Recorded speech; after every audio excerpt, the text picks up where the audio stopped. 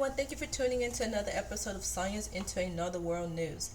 Before I get started, I want to say thank you to all the new people that have subscribed to my channel. I really appreciate your support. And I also wanted to share some artwork my nephew did for me. It's of a gray alien. He typically does abstract art, but he decided to try his hand on something art like this. And I think it came out quite nice. So if you would like for him to commission a piece or do something for you, let me know. I will pass it along to him, and he autographs the bottom of it. Like I said, he typically does abstract art, and he does really good abstract art. And he also does interior design. He lives in Louisiana though, so if you live in Shreveport, Louisiana, or somewhere in their state, he actually can do interior design for you. He does parties, he does interior design, decorating house, and like I said, he does artwork. So tonight I decided I would do something a little different. I typically talk about UFOs, UAPs, alien abductions, Congress, the military, the UAP hearings that went absolutely nowhere, which was such a joke, but we're not going to get onto that. Tonight, and since it's October coming up to Halloween, I wanted to talk about the Dyatlov Pass incident that happened in 1959, or should I say a tragedy that involved 9 hikers, actually students, but they were also really trained hikers. So that's what I decided I would talk. Some of you guys probably already know about it, but for those of you who don't, you're going to get a little taste of what happened on this awful tragedy to these 9 students, which were super young.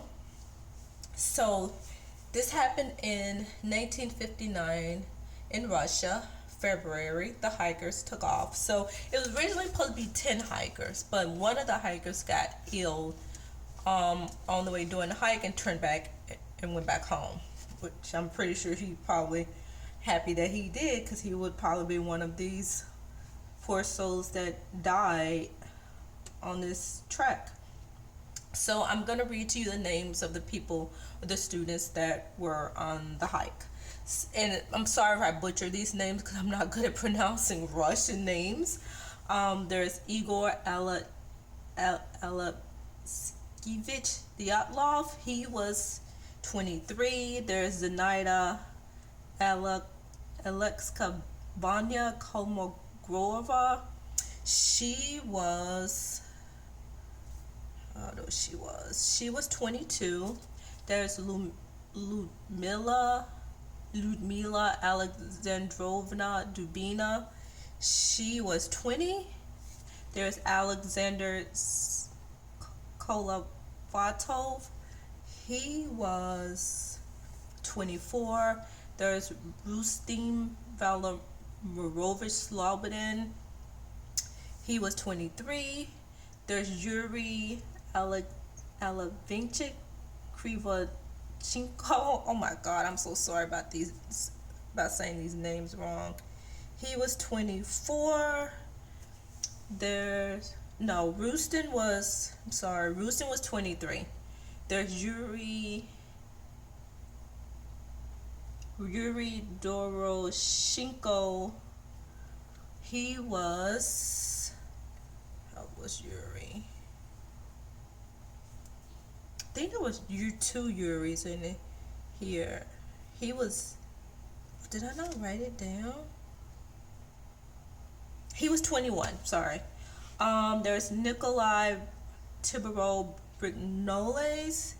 He was 23.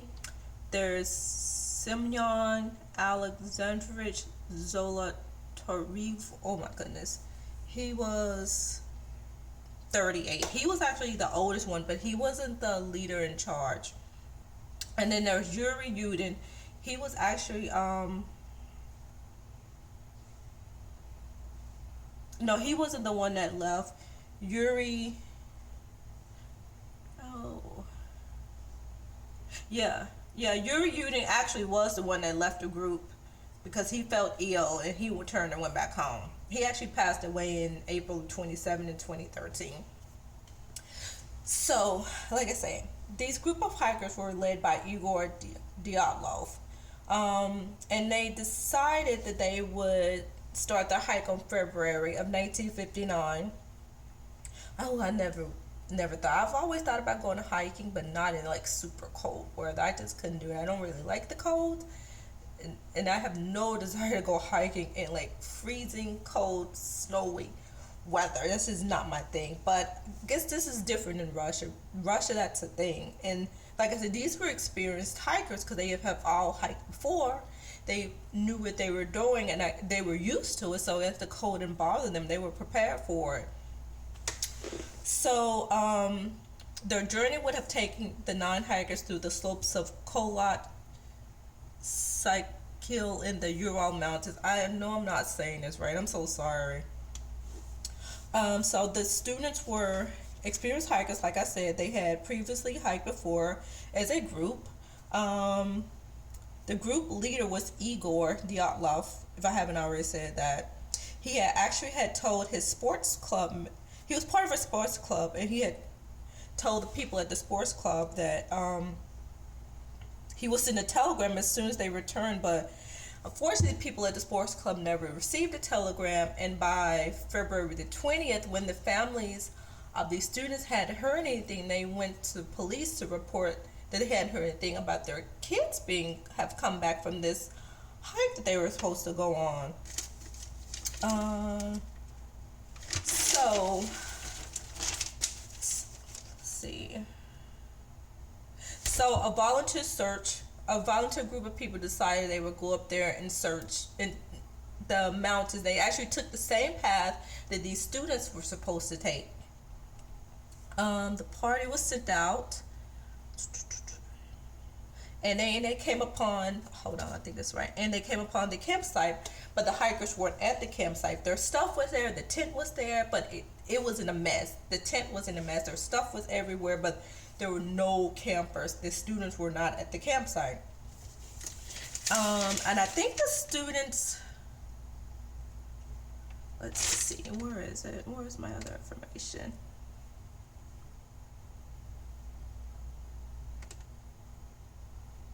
So the students were trying to make their way up to the Ural Mountains. But supposedly, according to their diaries and stuff, they got sidetracked because of a big storm, and they ended like off course, I guess. I'm trying to see where did they end at.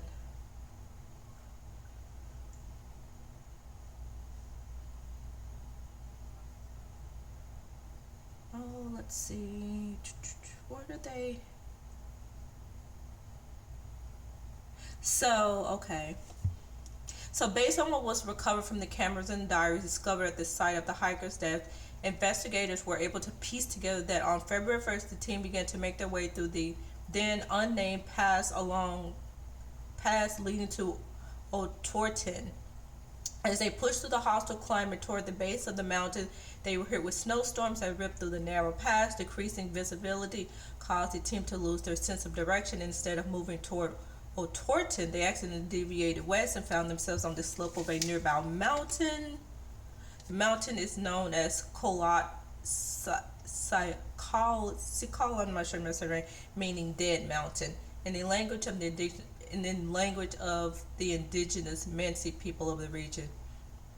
To avoid losing the altitude they had gained, or perhaps simply because the team wanted to practice camping on a mountain slope before their ascent of Dyatlov, the leader of the group, called for the camp to be made there. It was on a solitary mountainside that they camped. Let's see. And actually, let me show a couple of images of the pictures of some of the students that you can see. So that's 4 out of the 9. So when the the volunteer search party came upon the campsite and everything, and they didn't find the students, but they found their stuff, they contacted police and authorities to come up there, which they did. So when investigators got to the campsite, they found that the tent had been cut open from the inside out, and the tent was nearly destroyed. Most of the hikers' items, including shoes, had been left behind, which was odd, as such a bad idea which was odd as such was a bad idea in the temperature that would have been negative 13 degrees to negative 22 degrees Fahrenheit. The investigators then discovered 8 or 9 sets of footprints leading away from the campsite. Investigators leading away footprint. I'm sorry, 8 or 9 sets of footprints leading away from the campsite and to the edge of the nearby woods, almost a mile away from the camp. Remember that these hikers had no shoes, so they left the safety of their tent. They cut it from the inside out. They trekked outside in the snow with no belongings, no shoes, nothing on their feet, and below freezing temperatures, mind you. Under a cedar grove, the first 2 bodies were found. That was Yuri Krivoshensky, who was 23, and Yuri Doroshenko, who was 21. It appeared that they had tried to start a fire. Neither man had any shoes on, and they were only in their underwear in negative 13 degrees to 20 degrees Fahrenheit. That's absolutely insane. So then the next 3 bodies were found were Zenaida Kolmogorova, 22, Rustem Slobin, 23, and Dyatlov, the leader of the group, who died on their way back to the camp from the cedar tree. So I guess they were trying to get back to the campsite, but they never made it. At this point, the investigators had said the deaths were clear hypothermia. Yet, it just amazes me that didn't they think that was a little bit strange? I'm pretty sure they did. You have these students who ran out of a tent, leaving all their stuff behind, their shoes. The socks and shoes would have been the first thing you want to put on. If you're trekking out there in below freezing degree weather, what made these students cut their way out of a tent from the inside out and to leave all their shoes and stuff behind? But then the other students, like I said, the other 3 tried to make it back to the tent, but they didn't make it back to the campsite. And of course, authorities at this point labeled it hypothermia. Let's see. But it goes on to say, but there was something weird with Yuri Doroshenko's body. The body had a brown-purple complexion, and he had a gray foam coming from his right cheek and gray liquid coming from his mouth. I don't think hypothermia would do that. I mean, I've followed David Politis, who talk about missing 401ks, that the people who are found in freezing weather and stuff, and he never mentioned a case of where they've had like gray foam or liquid coming out of their mouth. I don't know if that's a thing in hypothermia, but it doesn't sound like it. Also, 2 hands of the let's see. Oh, okay, so it goes on to say also hands of 2 of the victims who were under the cedar tree were, like, I guess it looked like they had been scraping away at the branches above them. I guess they were trying to climb the tree, I guess. Because I guess they had scratches and they were trying to get off the ground up into the tree. So, but I guess they never made it up into the tree. Some of the branches were torn down. Let's see. And at this point, 5 bodies are still missing. We've only covered... No, 4 bodies are still missing because I've only talked about 5. So Slobodin had head injuries consistent with someone falling and hitting their head over and over again, and Kolmogorova Zenaida had a baton-shaped bruise on her side. Both were underdressed and were wearing each other's clothes. You know what's weirdest with the thing with the wearing each other's clothes? I've heard in abduction stories that people who are returned, I'm not saying this is related to alien abductions, I don't know what it's related to, but there have been cases of people who had abductions and been returned and their clothes are found like inside out or on backwards or something. But that's what just made me think of that they were wearing each other's clothes, which was super weird. So by then, so the remaining 4 bodies weren't found until 2 months later. The remaining hikers were discovered buried under the snow in a ravine 75 meters deeper into the woods, known as the Dyatlov Pass. So this was Nikolai, who was 23, had significant skull damage moments before his death. Then you had Ludmila, who was 20, and Simone Zolotora, 38, had major chest fractures that could only have been caused by an immense force comparable to that of a car crash. But Lumita Dubina experienced the worst of what happened. She was missing her tongue, eyes, part of her lips, facial tissue, and a fragment of her skull bone. And stop right there. Her case made me think of animal mutilations. If you've ever researched animal mutilations, they're usually missing part of a cheek, part of a tongue, one eye, their reproductive organs, and it's all been like surgically removed when it comes to animal mutilation, and that's what made me think of that. Part and the fragment of her skull bone was gone. Like I said, sounds like cow mutilations if you think about it. She was found on her knees with her face and chest pressed to a rock. Alexander Koltovich, who was 24, was found in the same location but without the same kind of severe wounds.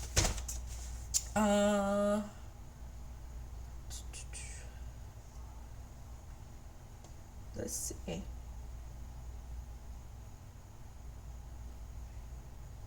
Oh, so the other weird thing was that the clothes of Alexander Kovator and Dubina, the 20-year-old, showed that the clothes they were wearing were radioactive, which that's another weird thing.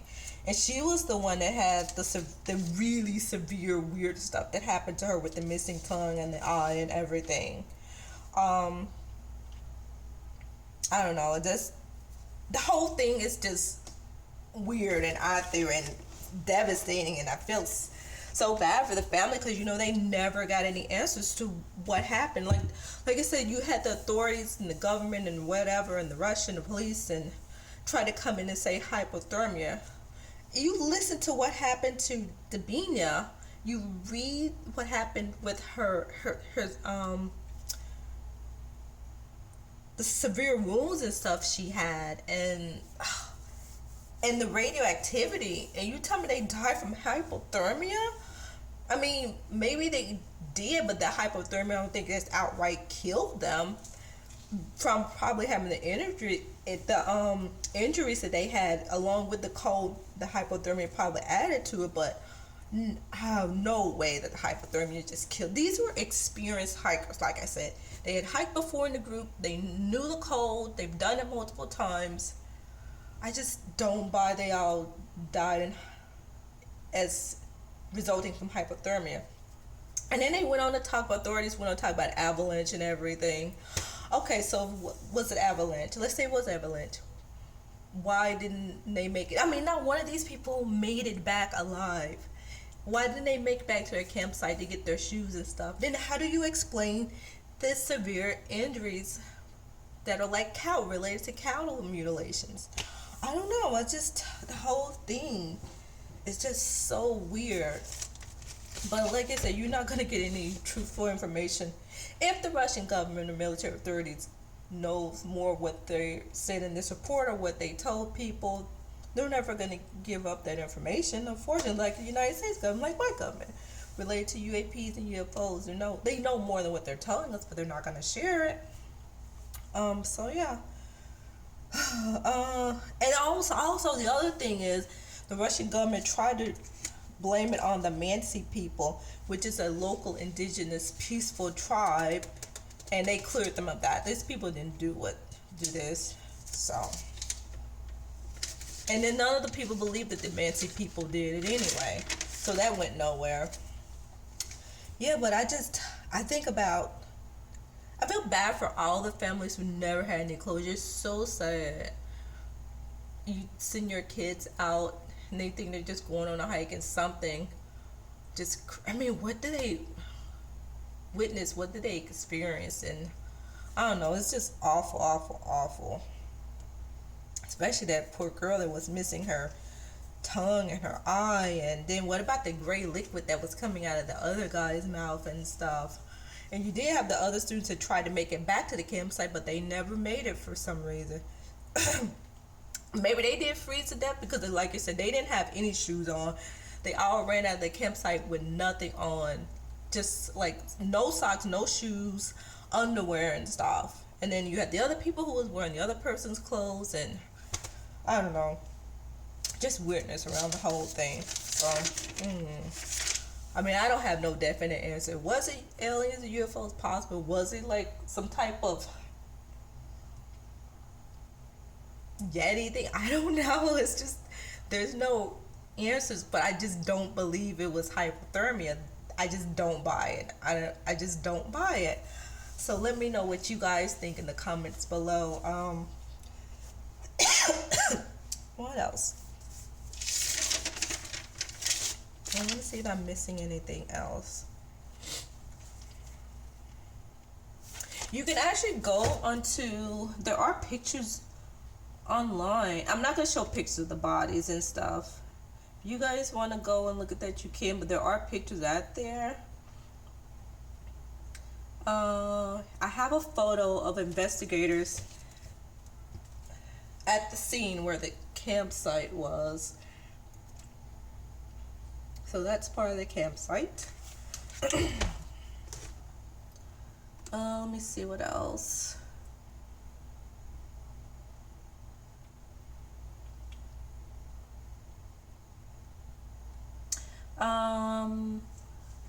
They do have some pictures on here of the bodies of Yuri.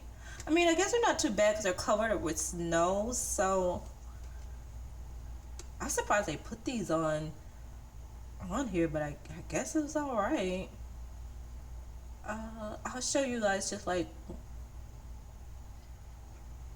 one or two.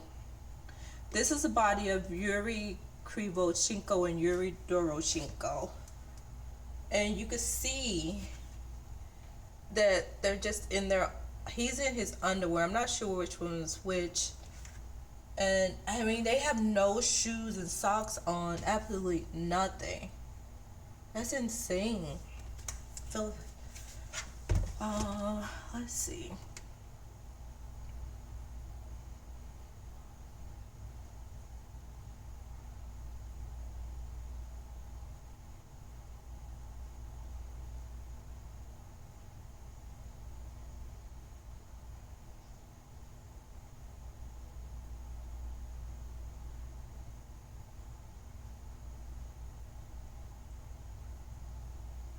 I mean, I wonder why did Davina suffer such gruesome wounds and stuff on her, and not any of the other people. I mean, the other people suffered, but not like her. She had it the worst. It said on here the second group of bodies suggested that the hikers had died at distinctly different times because they appeared to have been making use of clothes of the people who died before them. So maybe so.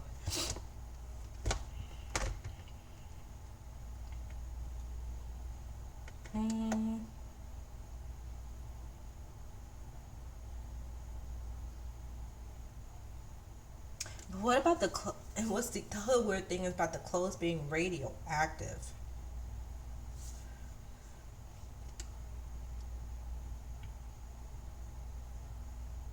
So it goes on to say the Soviet government closed the case quickly and gave only vague causes of death and speculated that the hikers' own incompetence may have caused their demise or that natural disaster was the culprit. Riley?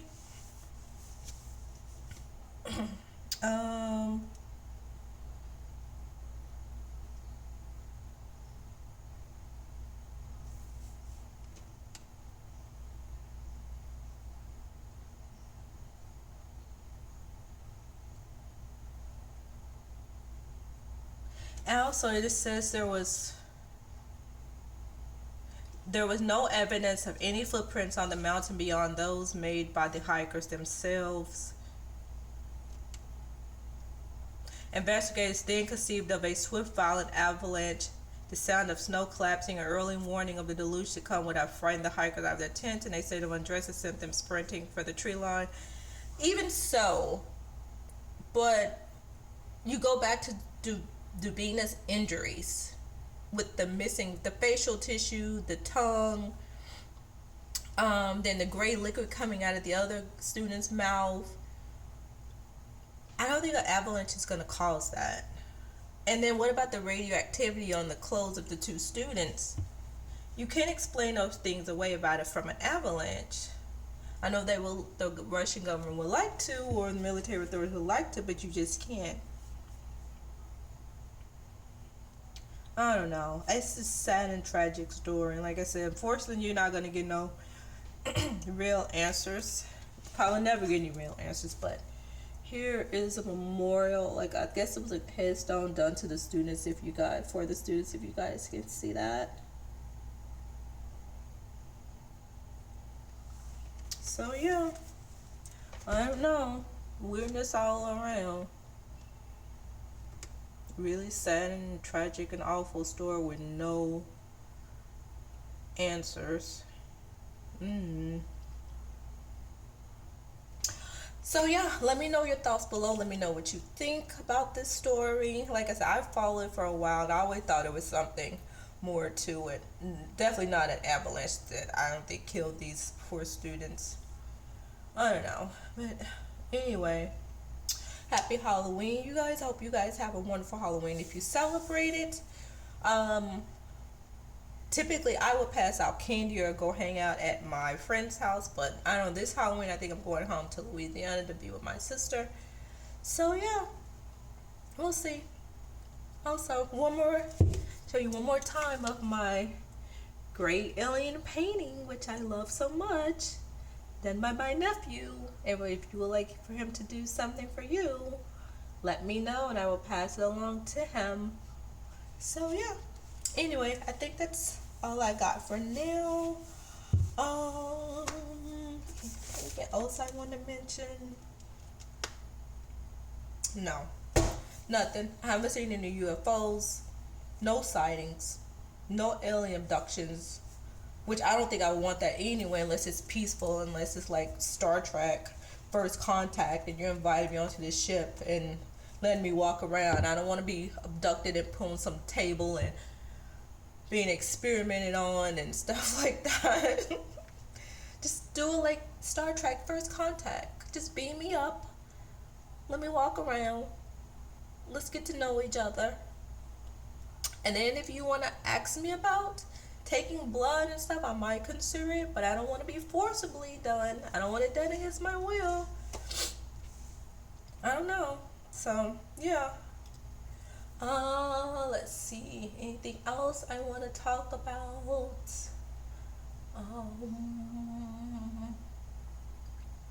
No. I think that's all for now. So yeah, I guess that's it. I'm out. Let me know your comments, your thoughts, what you think happened to these students in the comments below, and then I would definitely give you my feedback, because I love when people post comments and give me feedback, and if I'm wrong with something, let me know. So yeah, all right, I'm out for now. Bye.